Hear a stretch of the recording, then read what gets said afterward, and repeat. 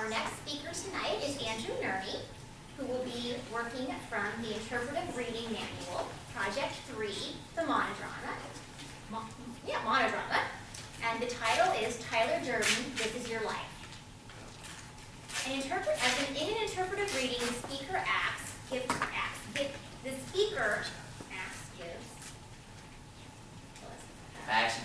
gives. Okay, typo. Okay.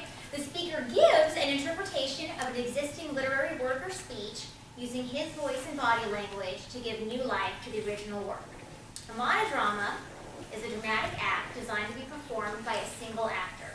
It may also represent what occurs in a character's mind, with the character appearing to speak to himself or to no one at all. The objectives for Andrew's speech are to assume the identity of a character and portray the physical and emotional aspects of the character's dialogue. Andrew should not acknowledge the audience in any way and should treat all of you as if you were not here. So don't critique him for not making eye contact on your love notes. That's not what he's supposed to be doing tonight. He will be giving a reading of a monologue by the narrator in the 1999 film Fight Club. Tyler Durden, This Is Your Life, presented by Andrew Nerney. 5 to 7 minutes. Thank you, Madam Toastmaster. Fellow Toastmasters and guests, as Stephanie so kindly explained in her introduction, a monodrama is a literary device that is often used to portray what a character has going on in his or her mind. So it's not a conversation with someone, but rather an internal conversation. The excerpt that I'm going to present tonight is part of the opening monodrama from the film Fight Club. And it establishes the meeting between the unnamed narrator of the film and a character by the name of Tyler Durden, who meet on a plane and later go on to form these fight clubs where men can get together and beat on each other in order to relieve the stresses of their daily lives. It also sets the film's rather dark comedic tone and its commentary on consumerism and materialism. And not to give any spoilers to any of you who've not seen the movie, but it also sets up the narrator as someone who is a little disappointed with his humdrum middle-class life and has a rather tenuous grip on reality. And as you follow the film, the unnamed narrator descends into madness. But this is the beginning of that journey, so here we go. People are always asking me, do I know Tyler Durden? For 6 months, I couldn't sleep. With insomnia, nothing is real. Everything is far away. Everything is a copy of a copy of a copy. When deep space exploration ramps up, it will be corporations that name everything. The IBM Stellar Sphere, the Philip Morris Galaxy, Planet Starbucks. Like everyone else, I've become a slave to the IKEA nesting instinct. If I see something like clever coffee tables in the shape of a yin and a yang, I just have to have it. Like the Johanna Schaub armchair in the pinstripe green pattern, or the wire lamps of environmentally friendly unbleached paper, or even the filled hall clock of galvanized steel. I would flip through catalogs wondering what kind of dining set defines me as a person. And we used to read pornography, and now it's the Martha Stewart collection. When you have insomnia, you never really sleep, and you're never really awake. I hadn't slept in 4 days. You wake up at O'Hare, you wake up at SeaTac, Pacific, Mountain, Central, lose an hour, gain an hour. This is your life, and it's ending 1 minute at a time. You wake up at Air Harbor International. If you wake up in a different time in a different place, could you wake up as a different person? Everywhere I travel, tiny life. Single pack of sugar. Single serving cream. Single pat of butter. Microwave Cordon Bleu dinner kit. Shampoo conditioner combo. Single serving of mouthwash.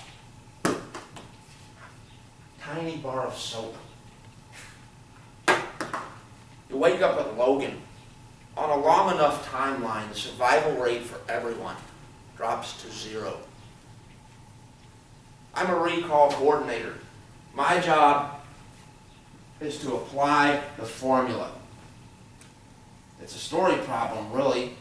A car manufactured by my company leaves somewhere traveling at 60 miles per hour. The rear differential locks up. The car crashes and burns with everyone inside.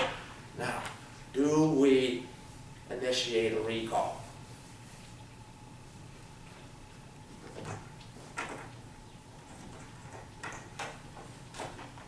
Take the number of vehicles in the field A, multiply it times the probability of failure B, multiply that times the average cost of an out-of-court settlement C, A times B times C equals X.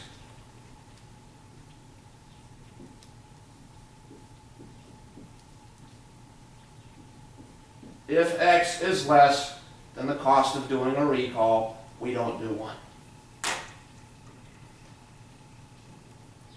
Every time the plane banks too sharply on takeoff or landing, I prayed for a crash or a mid-air collision, something. No more haircuts. Nothing matters, not even bad breath. Life insurance pays off triple if you die on a business trip. Oh, the people I meet on each flight, they're single-serving friends. Between takeoff and landing, we have our time together, but that's all you get. This is how I met Tyler Durden. My home was a condo on the 15th floor of a filing cabinet for widows and young professionals. The walls were solid concrete. A foot of concrete is important when your next door neighbor lets her hearing aid go and has to watch game shows at full volume. Or when a volcanic blast of debris that used to be your furniture and personal effects blows out your floor-to-ceiling windows and sends everything flaming into the night. The police would later tell me that the pilot light on the stove might have gone out, letting out just a little bit of gas. The gas could have slowly filled the condo. 1,700 square feet with high ceilings for days and days and days. Then the compressor on the refrigerator might have kicked on. Boom! If you ask me now, I don't know why I called him.